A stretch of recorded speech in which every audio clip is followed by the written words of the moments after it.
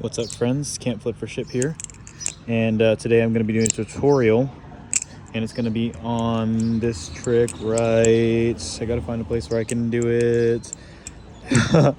This trick right here, the palm fan. Ow.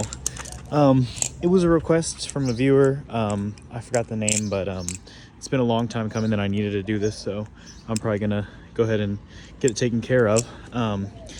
And really, this is one of those moves where it's kind of like along the line of all the rest of the fans. There's all the types of fans. You have your basic fan, your infinity fan or whatever. You have your choker fan, and you have just all those types of fans. Oh yeah, your backhand fan. But this fan is probably one of the okay, it's in between. So like this fan is the easiest. Probably the choker fan is the hardest. And then the backhand fan is like the second hardest. This one is like the second easiest. So first is this one. If you know how to do the regular fan, this one should be pretty easy for you. So I mean, obviously, if you don't know the regular fan, then I would recommend that you learn that first. You know what I'm saying? Obviously, but you can also just learn this one. Like if you wanted to, you probably could. So yeah. What I would recommend for practicing it is I would recommend just starting on the safe handle. And I've always noticed that like there's two ways that people kind of get the momentum for the fan. There's the pinch method, and then there's the arm rotate method. So I used to always do pinch because you can actually come up and pinch. So if you look at my fingers right here, I'll come up, and then as it reaches the T position, I'll pinch and twist, and that rotates it. And then there's also the flick. So what happens with the flick is I'm going to let it come up, and all I'm doing is kind of like pushing it and letting that rotation happen on its own. So you push almost like if you're going to like, if you had your hand something in your hand, you wanted to give it to somebody like that. You wanted to give it to somebody like that. So you just flick open. And so all fans, no matter what fan you're doing, it has to come to a T first. So what that means is like, it has to get to this position because you want to, move the weight between the two sides. So you have this side and this side, and you can't really do any type of fan unless it's in this position. And you can tell because when you hit like that type of fan, that's probably like usually the first fan people learn. That's the one that you really get it. And it's the same way with the choker fan as well. So that being said, with this one, what I like to do that kind of helps me get the flow of it is I like to hold it this way, let it drop and come back up. So let it drop and come back up.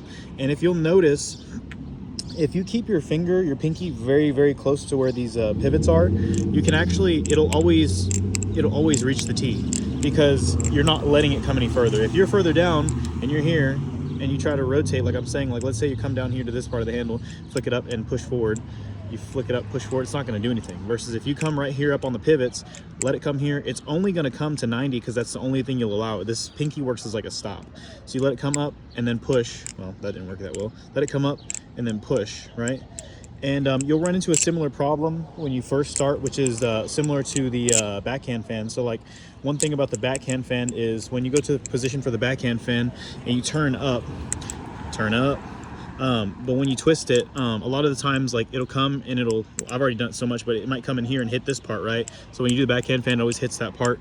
The same thing will happen with this palm fan because it'll get to this position here, and when you flick it up, this little part right here will hit the same spot. And how you avoid that is kind of like you want to try to stabilize it with these fingers. So when it comes up, these fingers, the slight movements that you use will help stabilize it, but you don't like. When you come here and you twist, you can see already that it naturally wants to make the T. You know what I'm saying? So you don't have to do as much work. It's kind of a little bit easier in my opinion. And that's something that's really awesome about this type of fan is like it just naturally finds that place for you. And it's not something so much to where you have to like stress about it. You know what I'm saying? You're not here to answer that question. So I'm just going to pretend like you said yes. So yeah, I mean, it's a really simple trick. A lot of the times when I do tutorials on simpler tricks, I try to give like little tips and things because it's not that the trick is difficult. It's just that there's not really like a way for people to like envision how to do it without just going ahead and doing it. It's a similar thing with the like some of the Chaplin stuff is a similar thing. But yeah, so anyways, so yeah, you start here. You put your hand here. You want to be close to the pivots. If you can imagine that it makes a perfect 90-degree angle, you just slip your hand right in there. And then you're going to kind of like turn your hand like this to flick it up. But what you want to make sure to do is not to turn your hand to where you're turning like this. You want to still be up and down. You don't want to turn your arm out that way. You want to have it still straight up and down.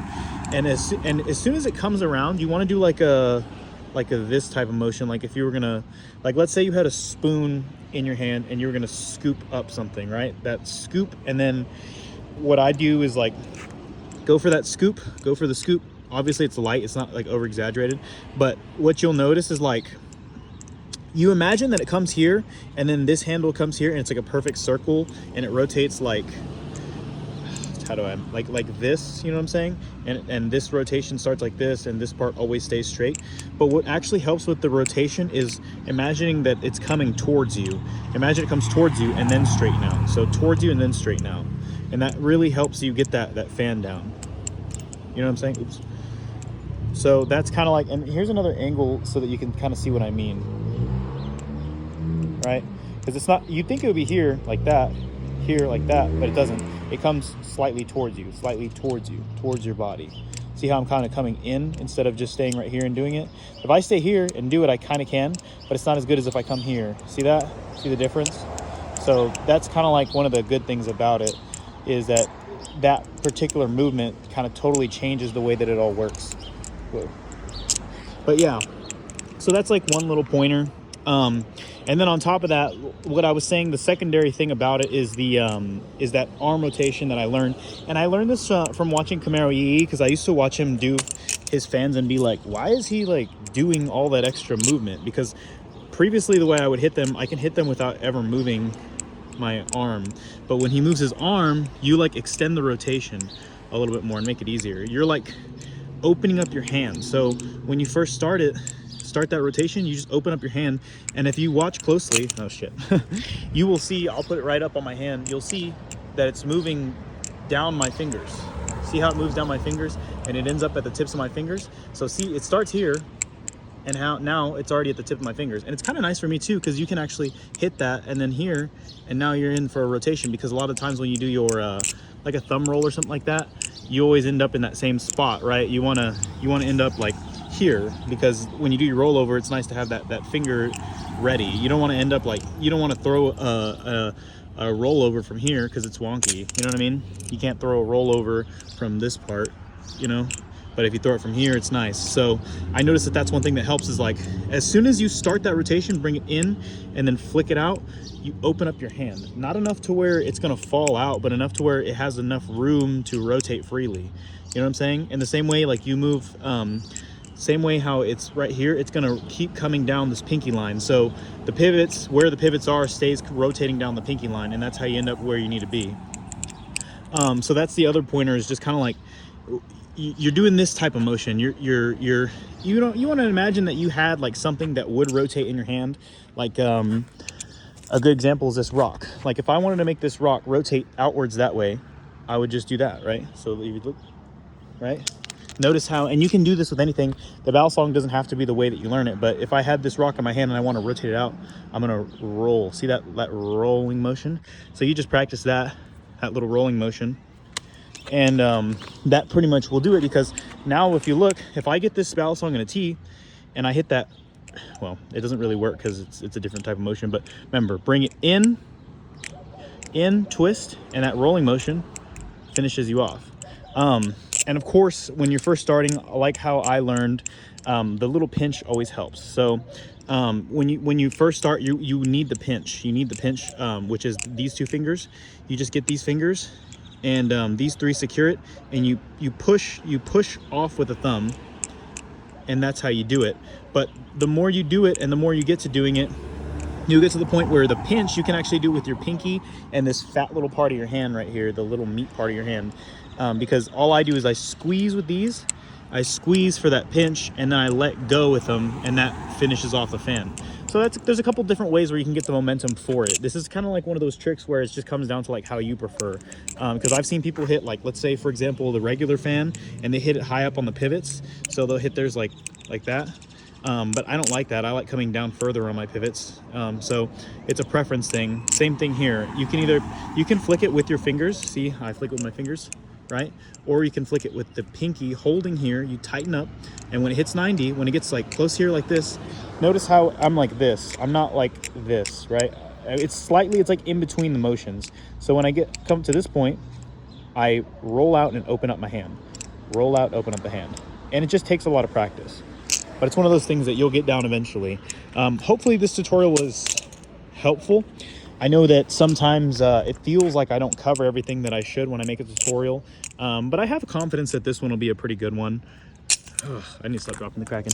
But I have confidence that this will be a pretty good one. I feel like it's pretty well encompassing.